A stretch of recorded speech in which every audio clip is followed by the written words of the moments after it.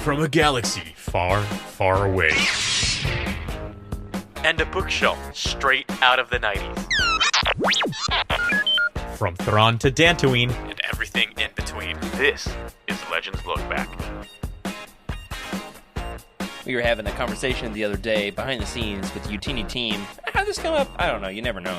These things happen, but once they happen, every now and then you're like, all right, I got to take note of this. We're saving this for the show, bringing it up on air. Somehow it came up about what YOUTINI team member would you want on your team in a zombie apocalypse? Did y'all see this conversation? Oh, yeah. I did. And somebody made the spectacular point. We eventually got around to saying that basically Legends Look Back sans me. Everybody else on the team, they're all first-round draft picks in the event of a zombie apocalypse.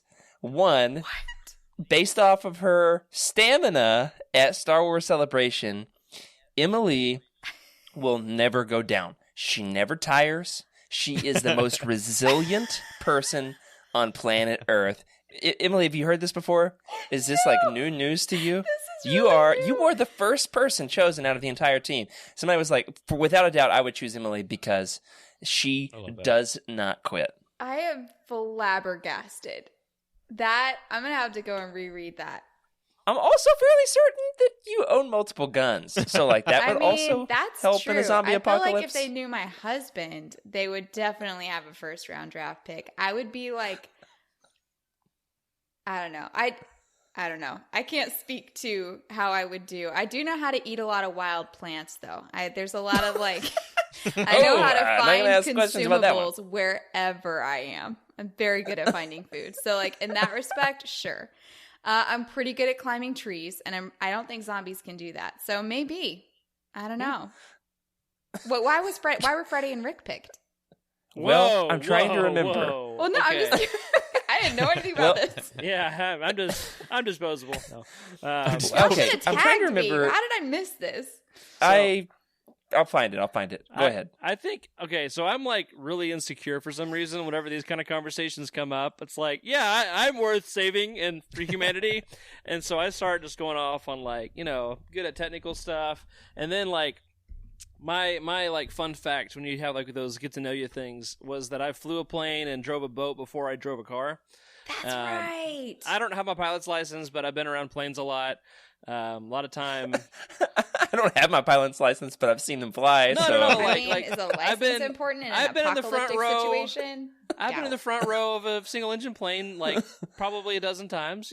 Rick's like, I got to visit the cockpit one time, and they gave me those little wings. Yo, I got to toot the horn on the boat. No, That's funny. A little bit more. Excellent point, Rick. Just fly over the chaos. I love it. Yeah, and so I just try to like. But yeah, Jared, you're right. I don't really have many skills that really would help, and so I kind of just bluffing the way in. But I'm glad to know that I made the cut. So. No, okay, Rick, you would keep us entertained. Yeah, I mean, you certainly like. I mean, I got the school bus.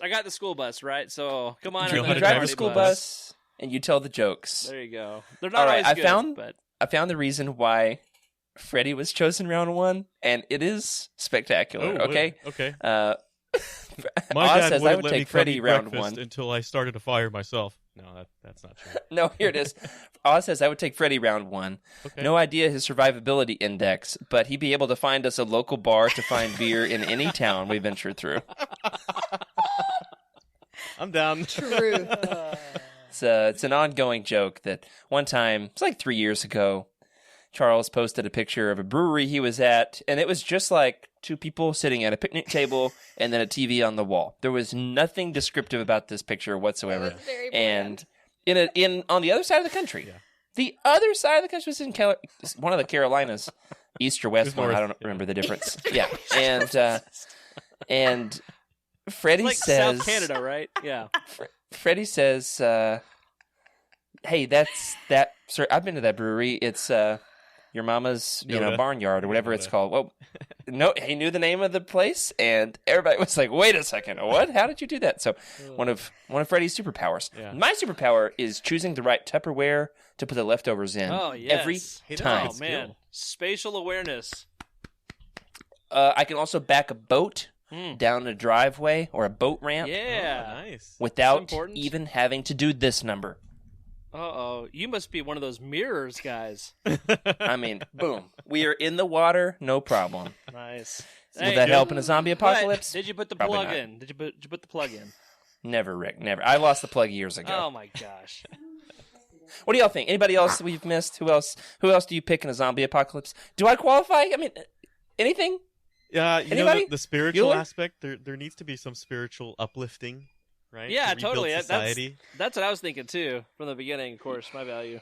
For sure. Oh, yeah. People, that's what they want in a zombie apocalypse. Hey, guys, be chill. You know, I actually did that as a youth event, a zombie apocalypse. There's actually a lot in the Bible that talks about zombie language. It's not talking about zombies. But like rebirth, Yeah. coming back to life. Yeah, like also like the Lord's Supper, like eating the flesh, stuff like that. So Oh, yeah. For sure. So well, we're I going what to I'm had switch. hearing fun is with you've that. taught a sermon on zombies in the To the- Bible. to the kids. children. To the children. kids. Wait, is that better or worse? The I don't Bible, know. zombies. Bible zombies. Wow. Yeah, There's it's a something thing. here. Well, I asked a buddy Been a from whole college event. to go. I had asked a buddy from college to come down and guest speak for me back when I was first starting out preaching. It wasn't Rick. It was somebody else. wow. And I was out of town. And as soon as I got back, I was like, hey, how'd it go? And they said, don't sick him on us ever again. He preached a sermon about zombies. And I was like, okay, well, at least that means you can appreciate me, right? Right? That's right. Right? And without further ado, whether or not you are in a zombie apocalypse, if you're listening to this from the future, and there is one, hey, sorry about that. But would But recommend that you YouTube call still up. any of these other three in the event of one, rather than me. Very useful, tremendous skills of their own right. Tonight we're going to talk about, well, some other folks who would or would not survive in a zombie apocalypse as we finish our review of Darth Maul Shadowhunter, which is kind of like a zombie apocalypse under the surface of Coruscant. I mean, there's a lot of It's like the scary stuff beginning down of there. I just read Red Harvest, so I beg to differ. Yeah, there's one for you for sure. Yeah. For sure. Nevertheless, I'm very excited to talk about this. So, Rick, without further ado, let's kick it off. Hello, everybody, and welcome to Legends Look Back, proudly part of the YOUTINI Podcast Network. This is a Star Wars books podcast for people who've been clamoring for adult Happy Meals for years. Come on. And now that they're here, they're fine. Kind of disappointing, honestly. Where we celebrate our rich EU history as well as dive into lesser-known Star Wars classics. I'm your host, Jared Mays, and I'm joined by my legendary co-hosts. Shall we call him Shreddy Freddy with his guitar skills, or wannabe guitar skills, one of these days. How are you, Freddy C? Shreddy Freddy. Yeah, I'm doing great. Jared, Did you hurt that cat? Sorry. No, Jared, do you consider yourself a Swiftie? For sure. Not a crazy Swiftie. I don't get into all the online predictions and theories. I get into some of them. Okay. But okay. I don't So I'm not in that wait world. till what is it? 12 a.m. Eastern to No, I wait until my vinyl arrives that I pre-ordered months before in order to listen to it as God intended. on the vinyl. Got it. That's right. On the vinyl. Yeah, I also wait. Well, I wait till 9 p.m. Pacific. I don't have to wait as Oh long. yeah, just rub it in that you get to listen to it early. I'm also waiting tonight. The Blink-182 album, or at least their singles, dropping tonight, and I'm staying up until 9 p.m. to listen to it. But I'm a big fan of Blink-182. That's been, I don't collect many Funko Pops. I got Giant Boba here. Definitely got a Blink-182 one. Pretty happy about that, and they're definitely in the news right now. So, Yeah, for sure. There's something about them I like. I mean, you have to if you're on this show. Well, what's their big hit? The big one? there's What's My Age Again is one of my favorites. There's a to be honest, I'm gonna name some that are just some of my favorites. There's Dumpweed, which is really good. Okay, for sure. I definitely know Dumpweed. Dumpweed. Man. Yeah. Did a So, producer Speaking of come up with Dumpweed- that? No. Speaking of Dumpweed, we're joined by our producer, Rick Grace. Wow. I don't even know. That was so good, dude. I love that. That was teed up. Just Rick, you got to take some time and think about this, man. Yeah, Freddie, you had more to say, but I had to cut you off there, man. Nope, I had to stop it. I just try to figure out where's my keyword. Where's the word that's gonna pop it over to Rick? I just love nicknames and dumpweed, man. That's gonna be on my tombstone or my headstone. Man, I had this great bit I was setting up that I was gonna say, y'all, I've been multitasking and I just won an eBay auction for $41 and got Young Jedi Knights. But just to make fun of Skooma a little bit. Sorry, dude, that sucks. I've been there. But one of the most chaotic pre-shows and yeah, episode openers we've ever had. Absurd. Absolutely absurd. So, Skooma Joe, it was not me that outbid on you, but I know that pain. And now I am the most ruthless eBay bidder sniper ever. I don't even start a bid until there's like 4 seconds on the clock, and I go ridiculously high so that I'm guaranteed to win. So yeah, there's that. Well, if Skooma Joe gets, if we do a Secret Santa for some reason and Skooma Joe gets you, he's definitely getting you a dump weed shirt for sure. Dump weed, man. Yep. Wow. All right. Dump weed. There it is again. Yep. And Emily. I'm just like looking for the transition. Emily, welcome. How are you? I'm doing well. I'm about to dump a lot of weeds up in Kansas, where we are moving in the spring. My husband, who works very, very hard, got a promotion, and we will be moving for some schooling for him. So yet again, this will be, what is it? Not the third. Is it the third? Will it be the third time I've moved on the show? Oh, wow. Yeah, I think possibly. So. I think so.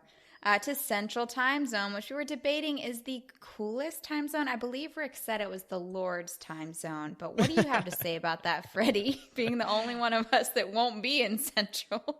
Yeah, Pacific over here. What does the Red Hot Chili Peppers say? The song, the sun may rise on the east, but at least it settles in a finer location. Oh. Nice. I love that. Wow. Does it settle or does it settle? That's a good one. Ready for the show now, guys. Let's All go. right, on Legends Look Back, we are talking about Truce of Bakura all day, 24 hours. Wait. Hold on. You might want to dump your weed somewhere else. Truce of Bakura. Followed by Ruins of Dantooine for another 24 hours. Yeah. Somehow recently. Oh, I think this came up.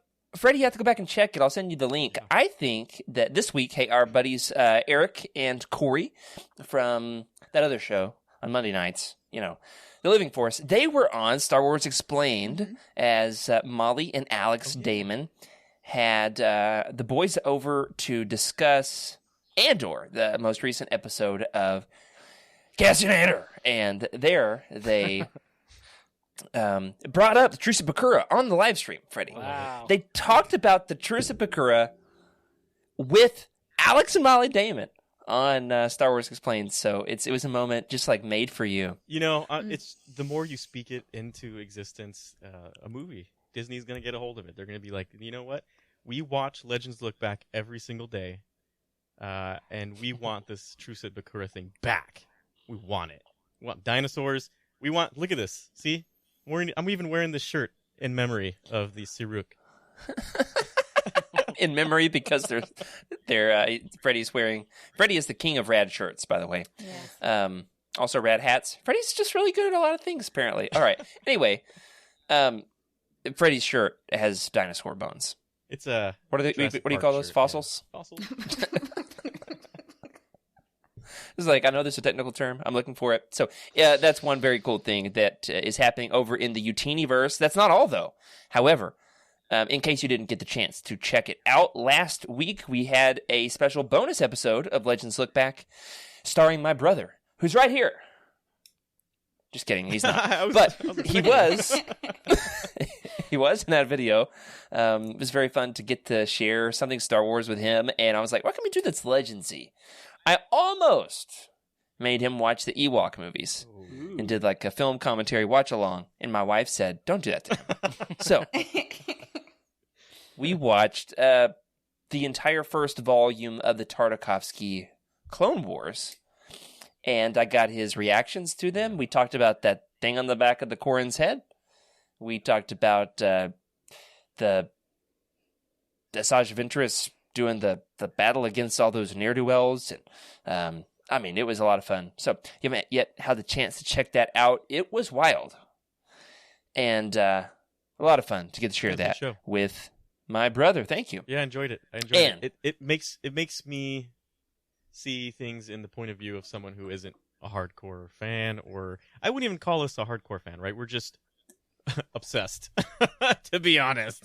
Yeah, I mean, he's he's like he's a casual fan, interested. Right? Yeah, casual fan. Yeah. You're most likely your everyday person, the kind of person who doesn't probably watch Legends Look Back, or maybe does. I don't know. But it was a good show. A lot of he only ever sends him the bits that I like send him links to. Yeah. I'm like, hey, this was funny.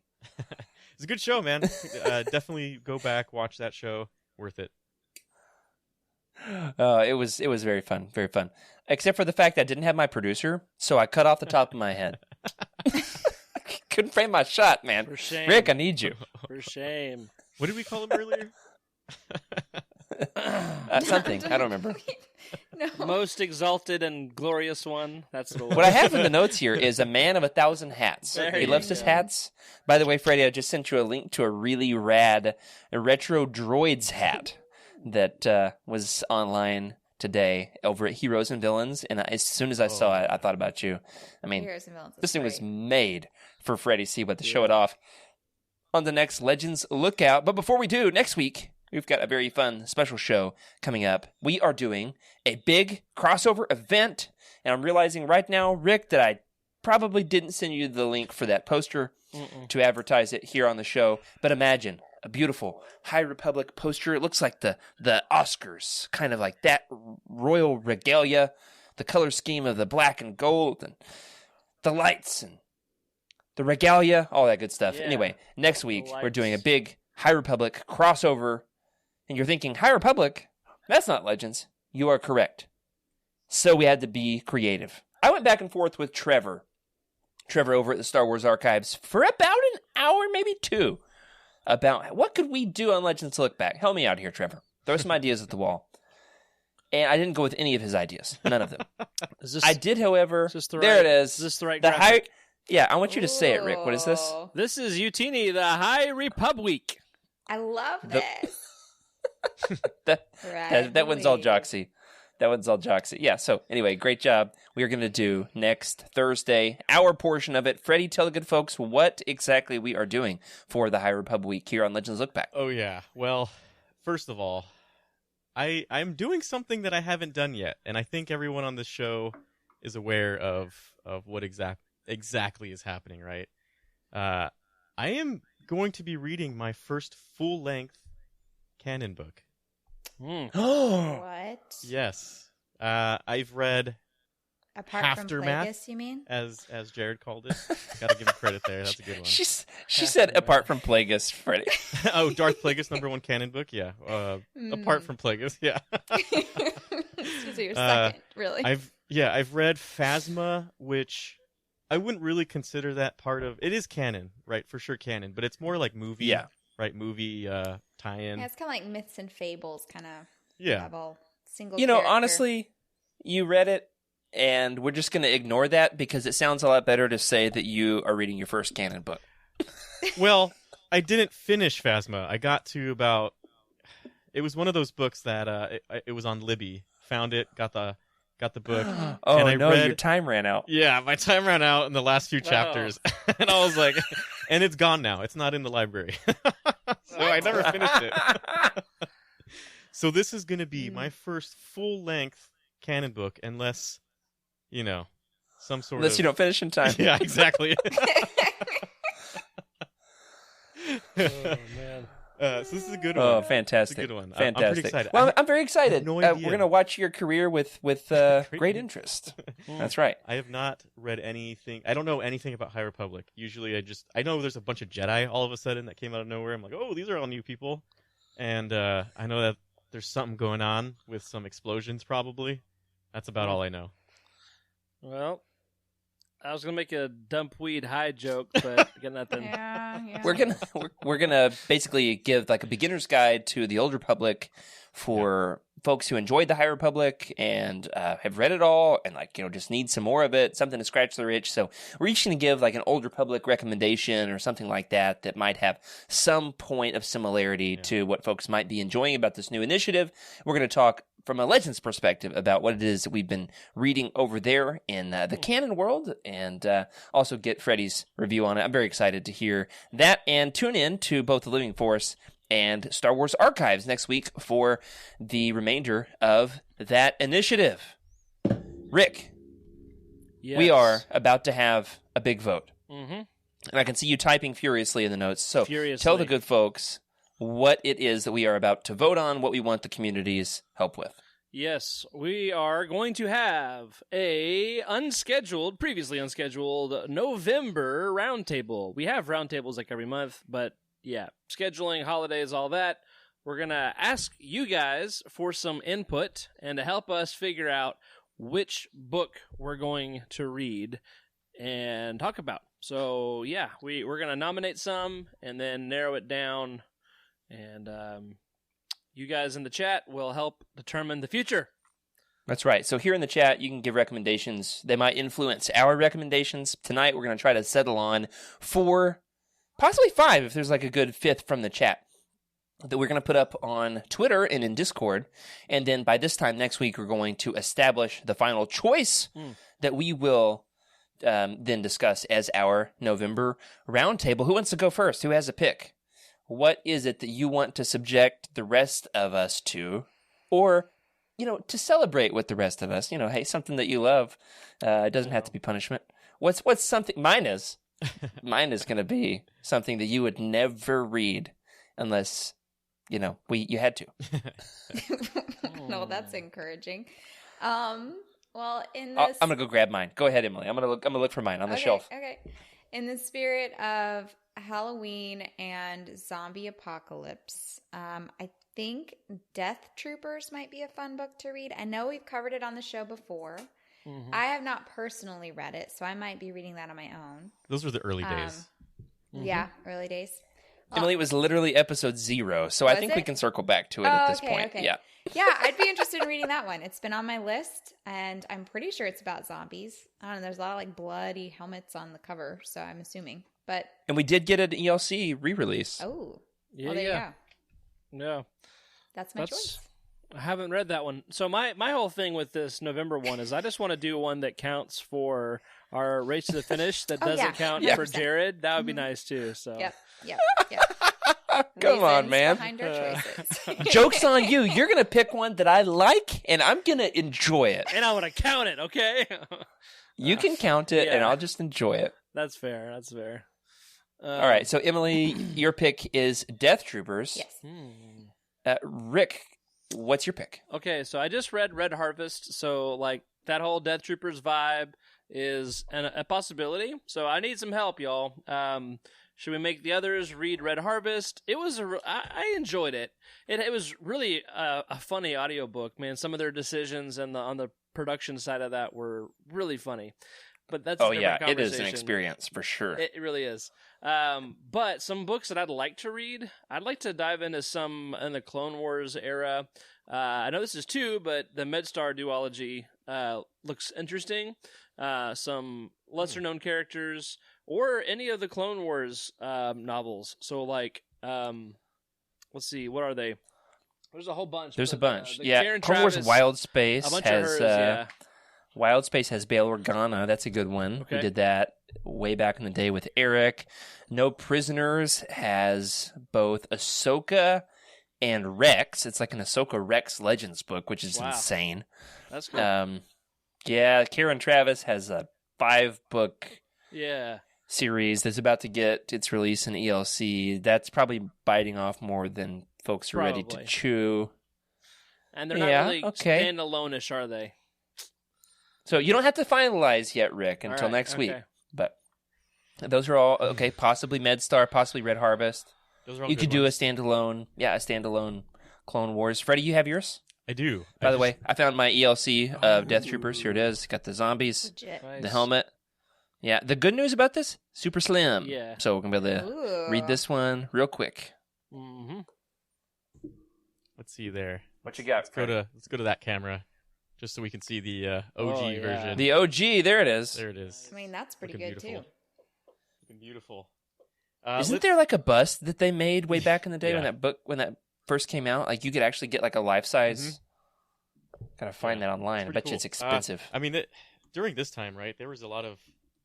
I would say that the latter era of Legends, there was a lot of production, or cross production with toys and companies that were, Star Wars at that time was pretty huge. 2012, around there. So licenses like Sideshow would make like a Death Troopers statuette, stuff like that. And I'm pretty sure it's still available. I'm not sure actually. I should check that. But my choice for this round, I was thinking of going with this book here, but I feel like it's gonna get its time. Right now is not the time. Right now is not the time. Oh, come on. Right now is not the time. Darth He's holding Maul, up. Lockdown? Just guess what he's holding. Lockdown? If you can Truce guess, at Bakura. those audio listeners, Truce exactly. at Bakura was the Truce at most Bakura. absurd book I've ever read in my entire life. And I, oh my gosh, that would be great. I'd love to read it. Yeah, let's Reread read that it. one. But Or what's your other recommendation, Freddie? this is the book that I'm going to pick, and I'm kind of shocked that no one else has picked it yet. But Ooh. I'm gonna go with Scoundrels. Star Wars. I'm gonna. Scoundrels. No comment. That one's real long. If you've read it recently, Rick, then you're fresh on it. Well, you know? yeah, I have read it. It already counts for my year because I did read very recently. But it was a really good book. Still haven't covered And it on the it- show, believe it or not. Reminds me of some things happening on a certain Disney Plus show. Different, That's right. Different plot points, but I'm same a time. little lukewarm on Actually, it, that's so I haven't read it. maybe since it came out, it's time. So Maybe it's time for a reread. I think I've read it 2 or 3 times. You- It's just real light and breezy and won't spoil bingeable. it. So we won't spoil it. But no, you can never forget I the want to ending. tell about the big ending. No, There's right now. this You can never huge forget about thing the ending. that Okay, I won't do it. Okay, here's my choice. Already predicted by Skooma Joe in the chat. Ruins of Dantooine. This one is what I am picking. I want What a all of terrible you cover. to experience. That looks Don't judge the awful. book by its cover. Don't judge the book by its Do cover. not Number make me one. read that, Number Jared. one. Video Emily, game and book. Star Wars Galaxies. I'm telling you, it's not that bad. That looks It's not terrible. great. It's not great. It's not great. But it's not that bad. Jared, just because you're scraping the bottom of the barrel does not mean you need to bring us down to your level. Listen. All right. It's not that bad. It's not that bad. It has a reputation for being one of the worst Star Wars books ever written. Huh. And I think it's because of the cover. We have a new shirt idea in the chat. Skooma Joe. Do not make me read that, Jared. Quote by Emily, 2022. I was just thinking the Shadows of the Empire shirt. Oh you yeah. know, but instead, Ruins of Dantooine. With You the know, the hey, entire I could shirt. get you a nice crisp Oh, screenshot yeah. from the video game itself. If you wanna. I mean, A crisp We could. screenshot, like you can see the pixels. Can't wait. the pixels just jump off the page. I'm telling you, it was a very decent C-tier book. Jared, the only reason the only way I would read that is if when we did the round table, there was a roast section where we, in a positive way, because that's our commitment as Yeah, YOUTINI, I'm just waiting for roast the. this book.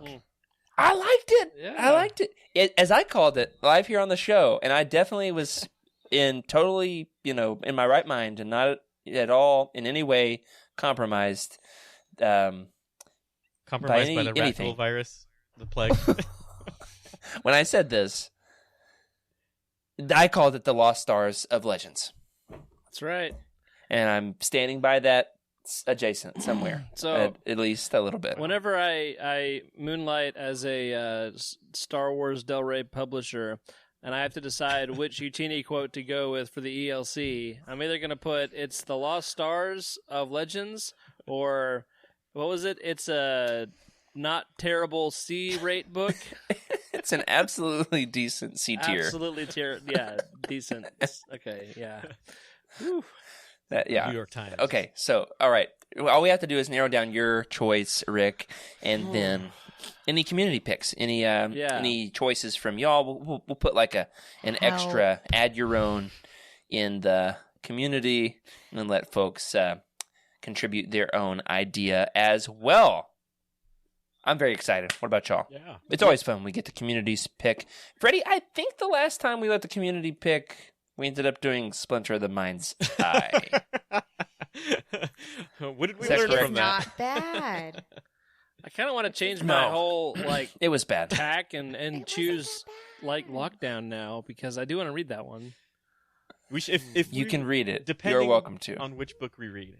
If we read Ruins of Dantooine, we have to do an abridged version of the what is it? If we're gonna do a roast session, an abridged version of Splinter of the Mind's Eye. Have a roast session. Those two. Freddie, I will quit the show before I ever do that again. When we did it for the show was definitively my final read of that because I'd already read it multiple times. I had read the book and then the comic, and then for the show I read the book again, and I'm not doing it again. I'm not getting those hours back in my life, and I recognize its important place in Star Wars publishing history, but I am not going to actually dedicate the time to putting my eyes on those words ever again in my entire life. There's not one. If we get an audiobook there, all right. If they ELC it, Freddie C. audiobook, I'll do it. You can record it, sure. I would listen to it. I would love to listen to you read The Ruins of Dantooine. No, what was Splinter of the Mind's Eye? This is getting off the rails. We're moving on. It is time to discuss in all of its everything has a prize. What does it have? 4 different covers glory. We are going to be discussing Darth Maul, Shadow Hunter tonight.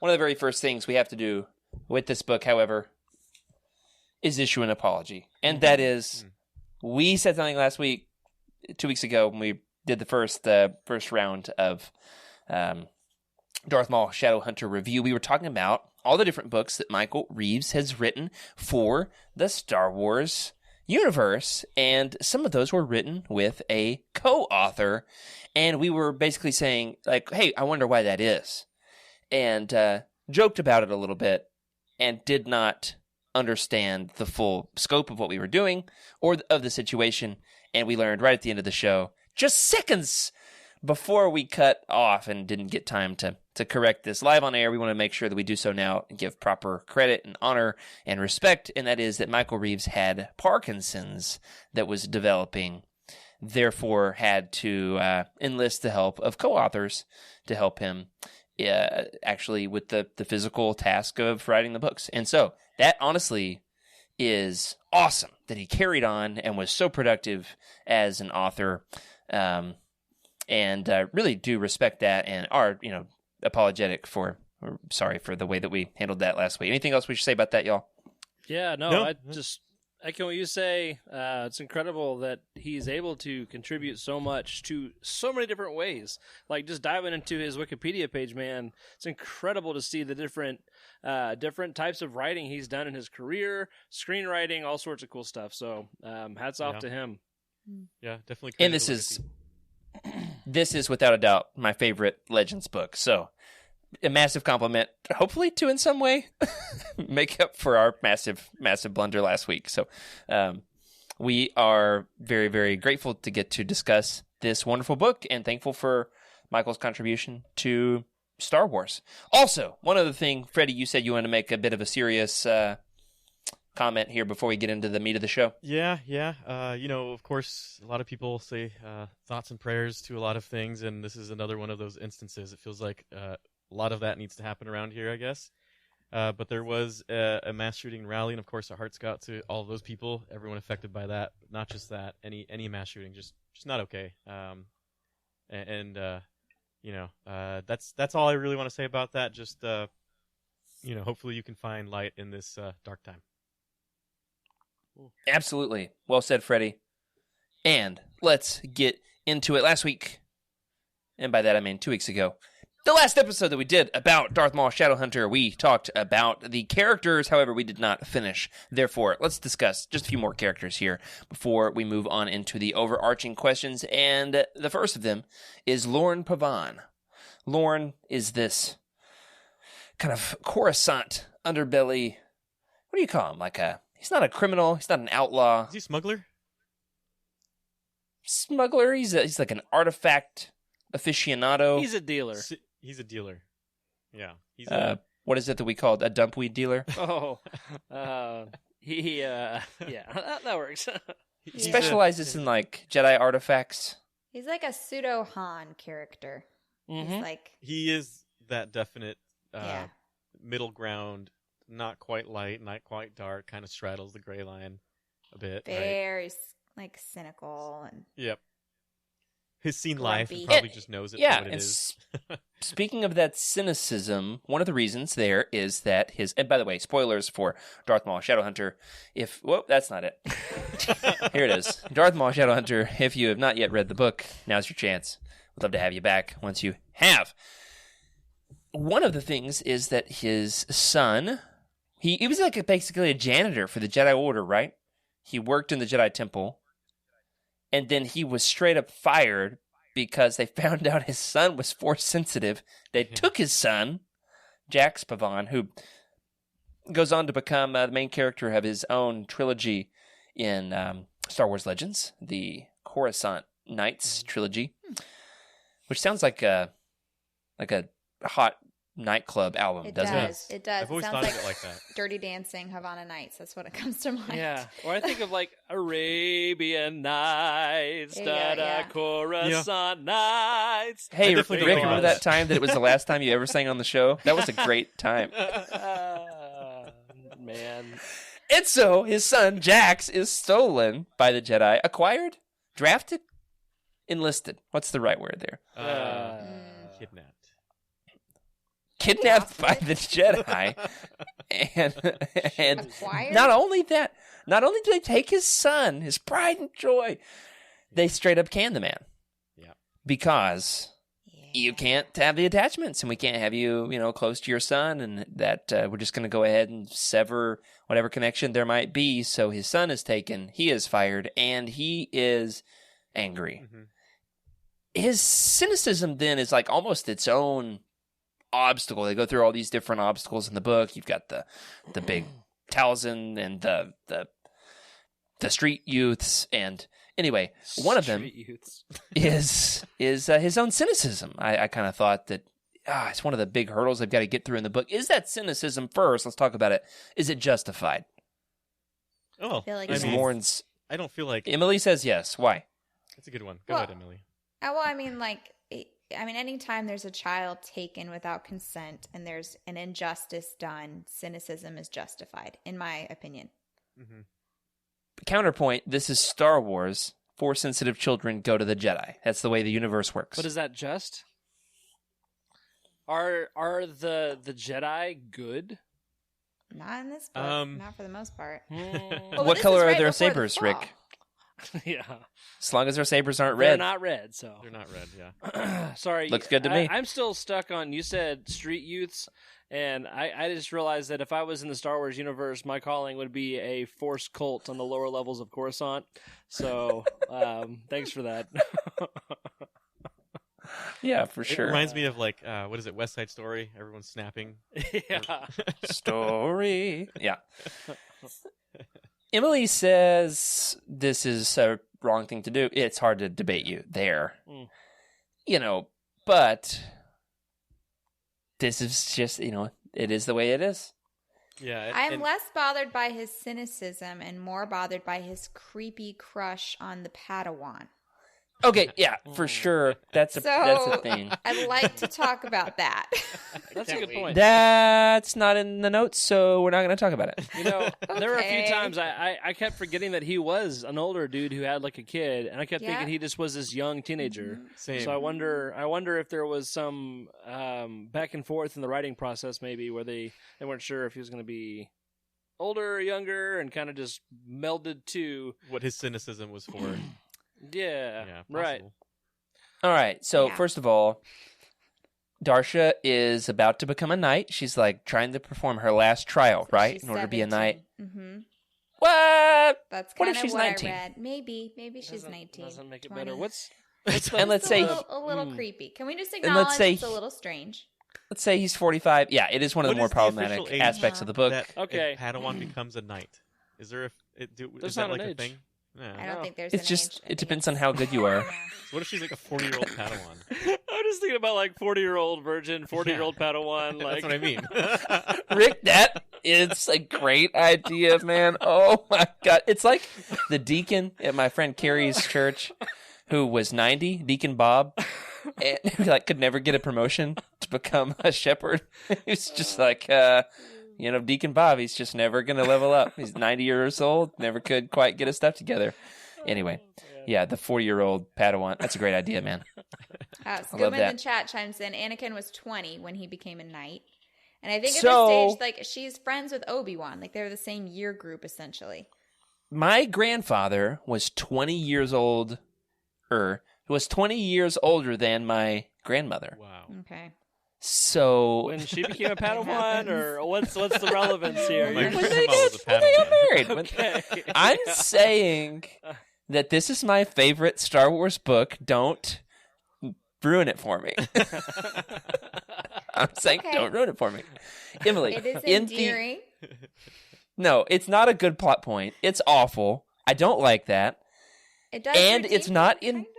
And it's not in the abridged audiobook that I've listened to 100 times. The abridged version, they took this out. Joe Wonder says why. cancel Jared's grandpa. He's deceased, Joe. He's deceased. He's deceased. Okay. Anyway, yeah, that is funny. That is fantastic. This night Now, is just here's the deal. chaos. Emily, this is not in the abridged audiobook. It was not... So you were It not was not aware of this a plot when you point- decided to choose this as your favorite Star No. Wars book. No, it was not, and I don't like it, and I don't think it fits.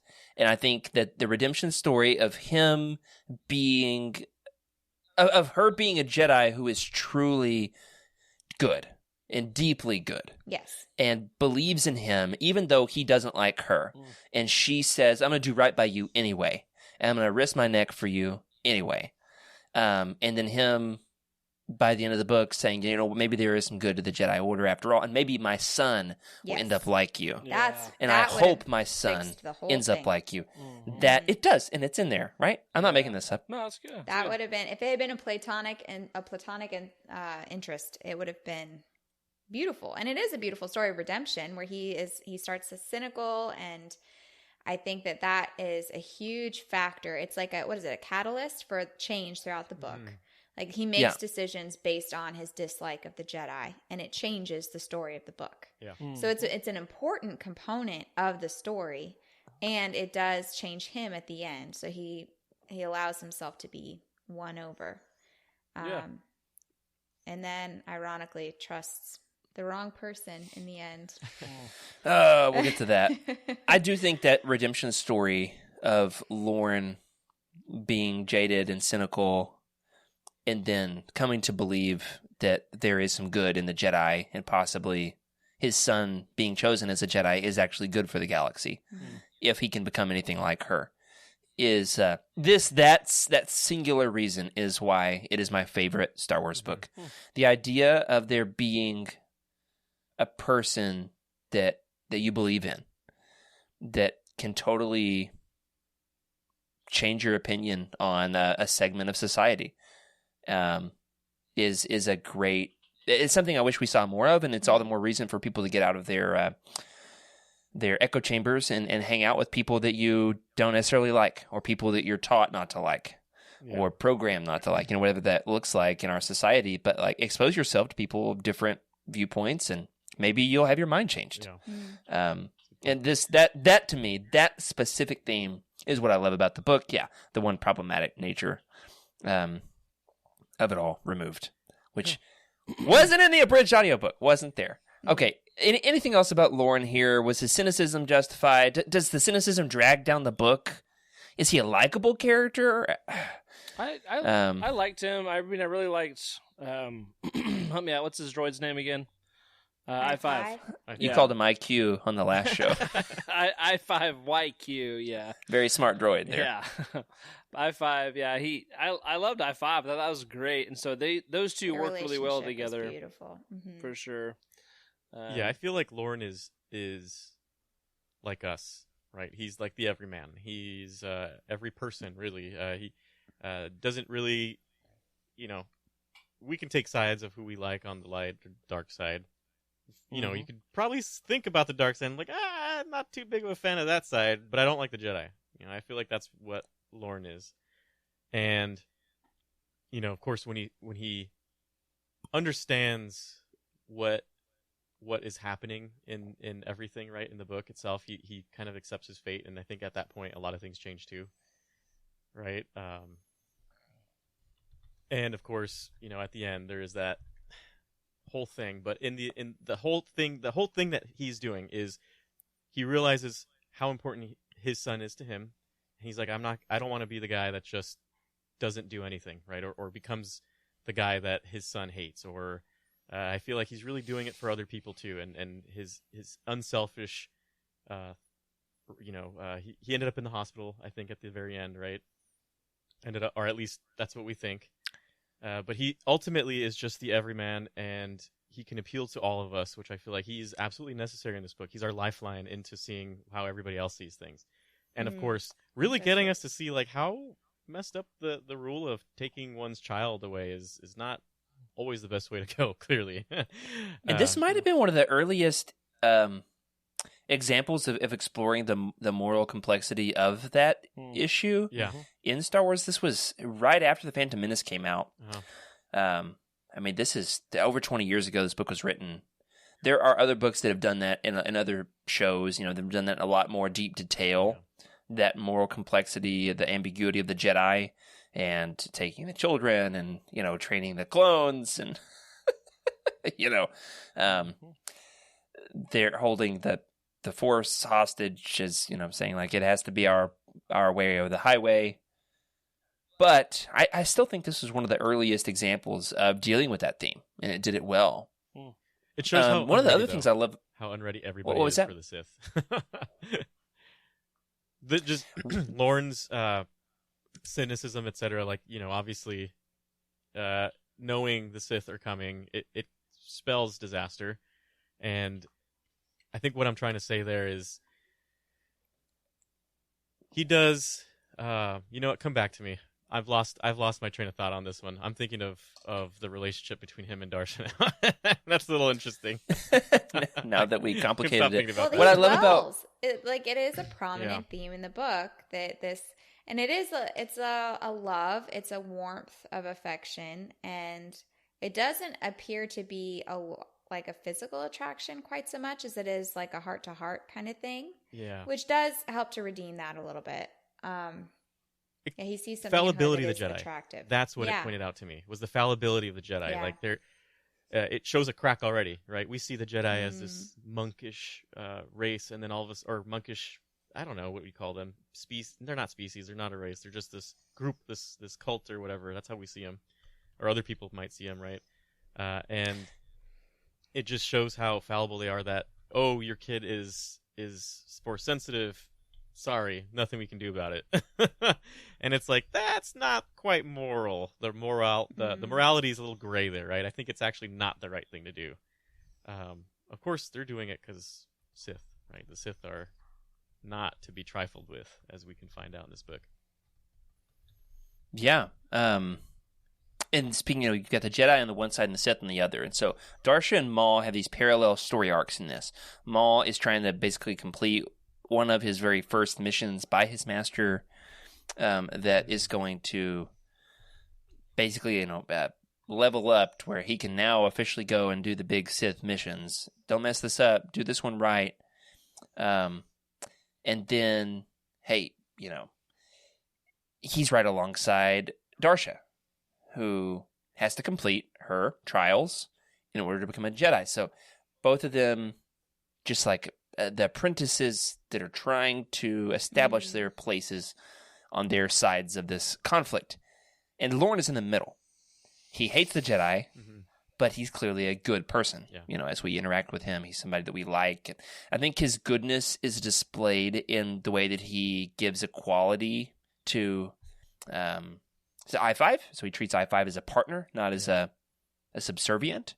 And so all the other ne'er-do-wells in the bar are like, how can you treat this droid like he's an equal business partner? And he's not as morally correct. He's like, why don't you ask him yourself? As the Jedi. Just like really forward progressive, for a Star Wars book in 2001, right? Yeah. And then you've got Lauren as this in-between. He's neither Jedi nor Sith. And so we kind of are alongside him as he discovers his own moral compass and has to risk his neck for somebody he doesn't like. And, that is a really interesting dynamic in this book. We talked about Maul and Darsha having these parallel journeys. Anything else I'm missing there? Like, if we were to compare and contrast, we pull out the whiteboard, draw the column right down the middle. Darsha and Maul, what are their similarities and their differences? Failing. Okay. They're failing to I wouldn't say. Well, one fails to the test, right? One fails the test to knighthood, technically, sort of. Sort of. Yeah, maybe she not. was supposed to. It was a pretty big failure. Her first job was save was it Hath Manchar? Yeah, just to take him to the temple, and she failed. Or that Ulf pretty the Fondorian. That's it. I can never remember which one's which. To go to the Jedi Temple to go warn everybody that there are Sith failed. Should have done that, right? So she failed a lot, and of course, Maul failed the entire time to get this holocron to Palpatine, and I can just imagine, We got that picture, Rick, of their big conflict, the lightsaber duel. I mean, it's just an epic. It's a wonderful image by Chris Travis. I absolutely love this image depicting. All the other covers of Maul Shadowhunter are just Maul looking ominous on the cover. This one actually represents the book. Yes. And it does show the parallelism of them being equal sides of this conflict. And I wouldn't say they were equal, though. I mean, Maul is incredibly powerful. Yeah, he's in control. She almost busts the whole plan. I think their paths are parallel. Like, they both fail, and then they both succeed at the end of the book. Like, her success ends her life, and his success comes at the very end of the book by accident. So, he turns into a spider. Yeah. That's another story for another day. Yeah. So, I don't know. I don't... Yeah, she failed, but so did he. He's supposed to contain this thing, and it kept on slipping away. Yeah. And so I think their story is much more parallel than maybe we're giving credit for.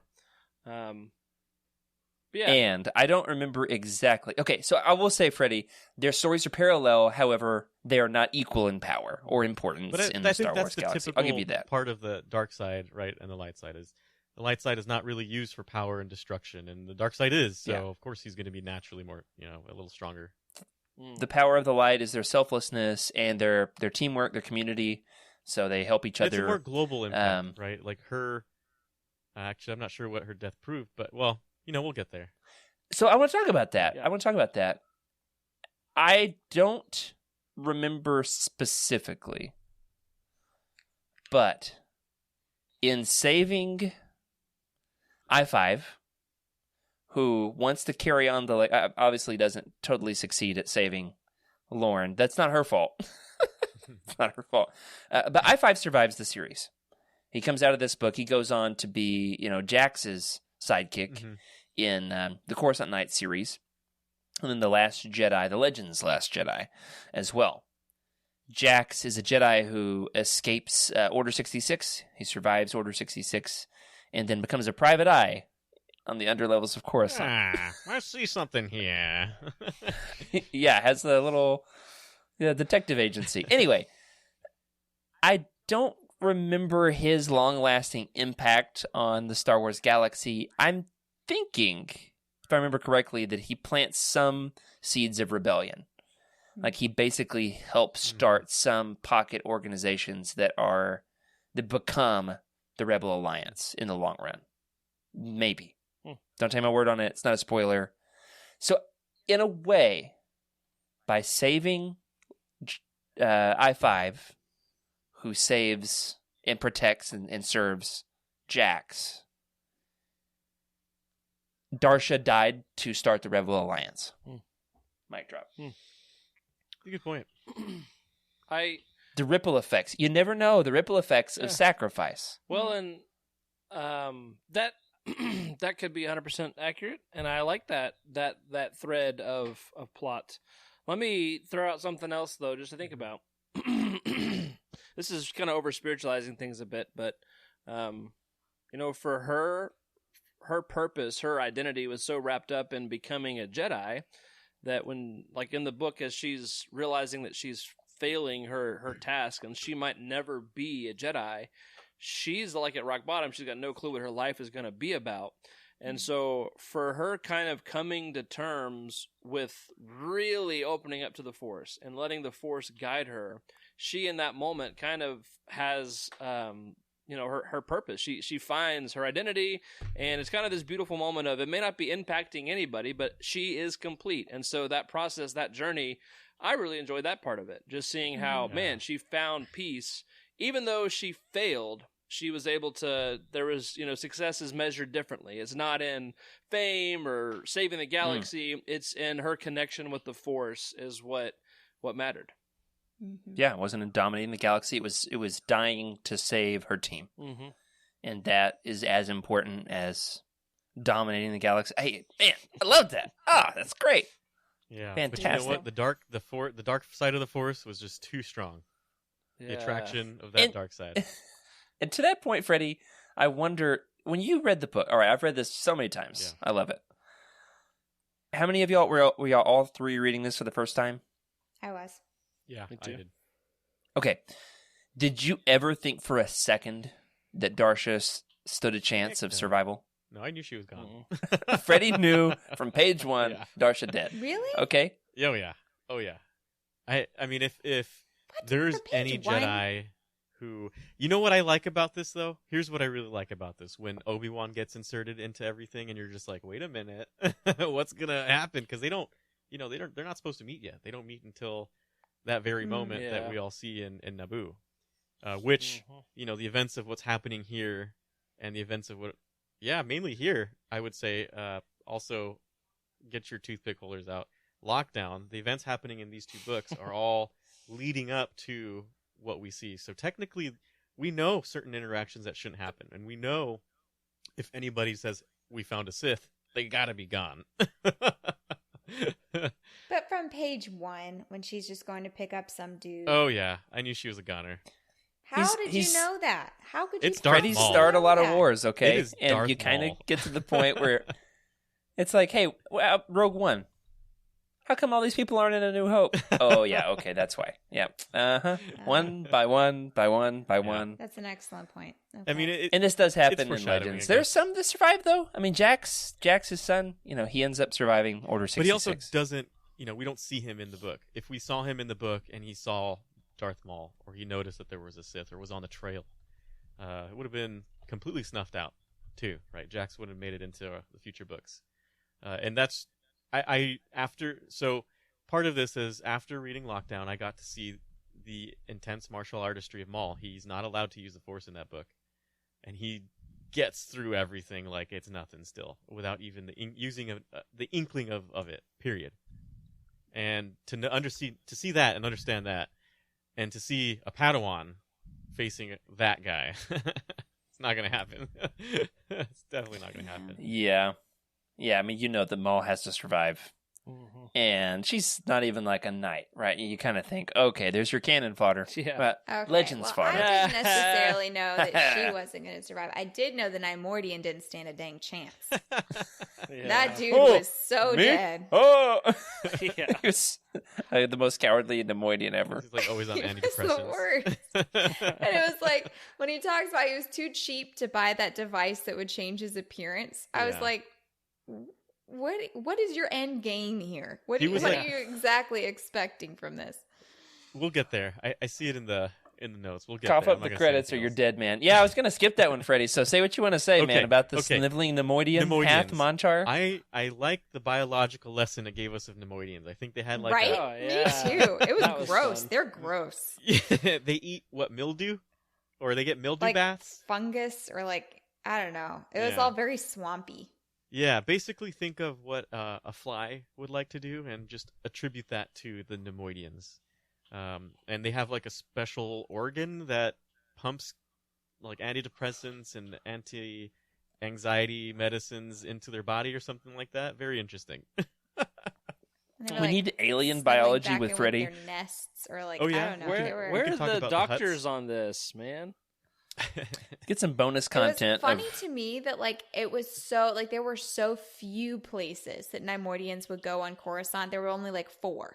Yeah. And like so they take 0 time to track down. like Yeah. the fact that everyone knows like, oh yeah, that's where Neimoidians go. That's the Neimoidian bar. If there was an America in Coruscant, how many McDonald's do you think there would be? Oh my goodness! Just on one corner alone. Yeah, or like a Starbucks, like every level, just. They would just name the planet you would find McDonald's. You would find me in the Chick-fil-A's. Oh yeah, totally. That's you want to find me? Oh, it's only for sure in the South, but yeah. Correct. Well, they had them in New England. There was just the service wasn't friendly. Yeah. They were. Thank you. My pleasure. My pleasure. If they said my pleasure, they would like. You don't even have to didn't talk to anybody. You just put it in the app and pick it up. Yep. You go grab your bag. All right. So here, as we get ready to wind down,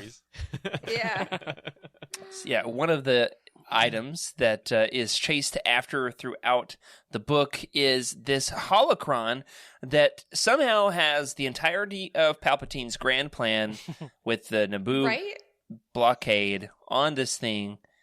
Which, by the way, I thought holocrons are like the in the Bane trilogy, the Sith Lord has to somehow open up the holocron using the Force and construct it meticulously by assembling the matrix and the lattices, and then they insert their persona into it. In this, it's like a USB. Yeah, it's like it might as well be a data pad. I was real confused about that too. Can't be a data pad, was his shopping list also on that? And he was like, "Oh no, I mixed up my shopping list holocron with my evil plans to take over the galaxy." Got a Smash Mouth soundtrack on there. I've got that on a flash drive somewhere, and I cannot find it. The only thing about a holocron is you do have to be a Force user to open it. That's the thing. And the Jedi wouldn't open a Sith holocron; they would just stash it. Yeah. Exactly.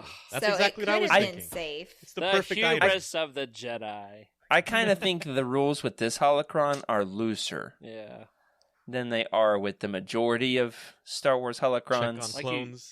You give it a stern look, and it tells you all of its secrets. Yeah.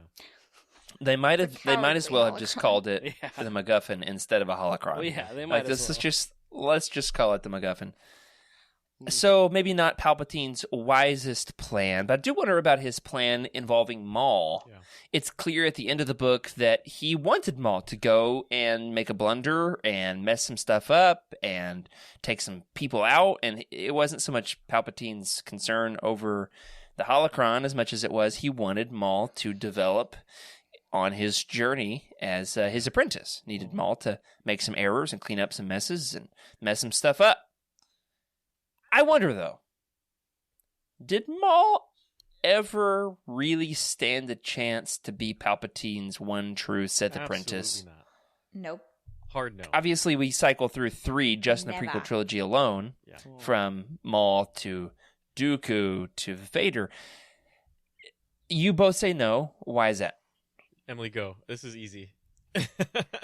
Oh gosh. Well, I had a really strong answer for this last week, and it's just that he's very one-sided. There's no guile in him. There's no political intrigue. Yeah, he's a tool. He's a brute. He's strong. He can get a job done, but he's not a mastermind. He doesn't use his brain. No, yeah, and like Palpatine is the opposite of that. You know, he's hidden in plain sight, or Sidious is the opposite of that. He's constructing an entire situation for galactic conquest. Like that, like Maul cannot apprentice to that. Yeah, exactly. You might argue that even Vader is just a tool. Mm-hmm. Totally. Palpatine, Sidious, whatever you want to call him, he never plans on giving up the power. I think that's the whole point of Maul, though, right? If Maul had not died, he would have continued to be that tool. Yeah, and I mean, like Dooku was just a tool too, a different type of tool, less muscular, more political. And Vader was just the mean, scary, intimidating enforcer. And so That's a good point. They're just tools. Dooku, number 1 draft pick. Maybe that's Palpatine's big failing as a Sith is he doesn't actually embrace the rule of 2. Yeah. He doesn't really train a full-flamed Sith Lord who ever threatens Palpatine's place on the throne. Yeah. Bane's version of it is you want to train a replacement who is better than you. Yeah. And they will advance the line of the Sith, and Palpatine's like, I'm going to train a few who are decent. Yeah. In different areas. Serve my purposes. Yeah, who I'm going to manipulate to never have the I don't know, what's the word I'm looking for? The ability or the, oh gosh. The impetus, like the initiative to yeah. Just the chutzpah to go out and do it for themselves. Yep. Well, so what I like about... Go ahead, Freddie. You go. I'm going to bring Darth Vader back into this because I'd like to make a nice parallel to Vader versus Maul, right? In my opinion, Maul is 100% my master. My master wants me to do this. I do this. I execute. I'm good at what I do. I'm a killer. I don't, he's a Sith. Vader, on the other hand, he is a tool, but Vader is actually, he's pretty calculating. He's not dumb by any means. His weakness is that he is a nubbin. Right? That's Vader. He's a what? Rick, you got that sound cue Darth queued Vader up to go. Is just is a nubbin. 'Tis but a flesh wound. Well, he's also very irritable. Like it's so easy to anger him, and he just snaps really easily. But he does have more strategy than Maul does, I think. I mean, he wasn't a master. Can't get him the rank of master, but he was an effective general. Yeah. Yep. So, I just wanted to bring that back. I feel like I had He's got it in him, but I think Palpatine squashes it. Yeah. And so it takes Luke to bring it back out. Like, hey, let's think outside the box, come with a different plan. And that's, say what you will about Spider-Maul. What I do like about what canon has done with the character is it basically takes him down to this lowest point, and then he builds back up with a different drive. Criminal empire. And so you do see Maul develop a sense of connive. What's the noun for conniving? Cunning? Cunning. That's a noun too. He's a gang lord. He's good at being bad, right? He's not like Palpatine. He can't influence the entire galaxy like Palpatine can. No, but he conquers multiple crime organizations in Mandalore. That's no small potatoes. But that's totally Maul, right? He's just a really good bad guy. Absolutely. And you are all very good people. Before we wrap up the show, we are going to, how about that for a transition? We are going to, just at least for a minute here, give a little bit of a highlight of the recent audiobook performance, the Essential Legends Collection unabridged audio production of Darth Maul, Shadowhunter. This is read by none other than Sam Witwer, who voices Maul in both Clone Wars and Rebels, as well as some other places as well. And it is a spectacular, absolutely spectacular audio performance. Might be the best Star Wars audiobook ever. We're going to at least play a very small sample of it here in order to talk about just how great this is, share it with the world. So what you got here, Rick? Yeah, here we go.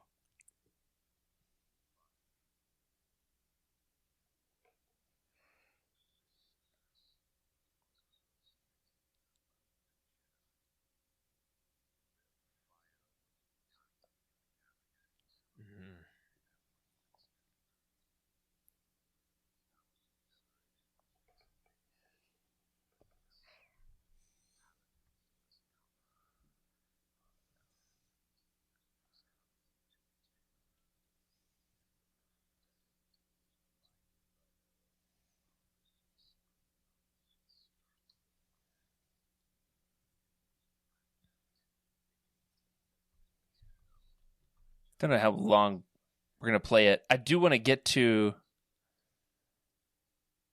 when he does like a good Palpatine impression. I know he's got one in him. Why am I slimy?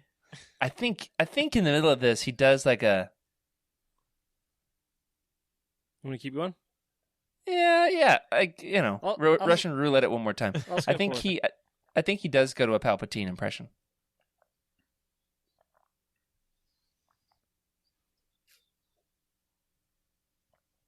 Wow. Okay, we're not going to listen to him talk about buildings, but we'll have to look for the clip of the time. There's a place in the book where he, let us know, listeners, if you find it, where he slips from his Maul voice into Maul thinking about Palpatine, thinking about what Palpatine is thinking. And so he slips from the Maul voice into the Palpatine voice in one sentence. Yeah. And it is really, it is masterful. It is. Yeah, I mean, that's a great, what you get for hiring a proper voice actor. I think it's beautiful. Instead of an actor. I think as far as audiobooks are concerned, it's a little slow. The pacing is slow, so I actually had to speed this one up. Yeah. And he does, what I will say about this is he savors it. He savors every word. He does, doesn't he? And know? it is deliciously evil. Yeah. And he really dives deep into Maul. But you might want to, speed it up a bit. I think I was at ×2 for this one. Yeah. And I feel like I wasn't missing a ton. But, yeah, it was very good. Yeah, usually you just miss the music. Right. Rick, and you just, all right. Share with the good folks what it is you just told us behind the scenes here. This is fantastic. Oh, my gosh. Yeah. Let me drop this in real quick. As we were listening to the audiobook there, Windows Media Player was trying to find the right cover art, and this is what it decided was what we needed to go with that audio. So I almost lost it, so now you get to see. We gotta share that with. Oh, I only just saw the arm. Sorry, get that off the screen. We gotta share that with. We gotta share that with Sam Witwer. I mean, that's fantastic. Somebody out there, please tag Mr. Witwer and let him know.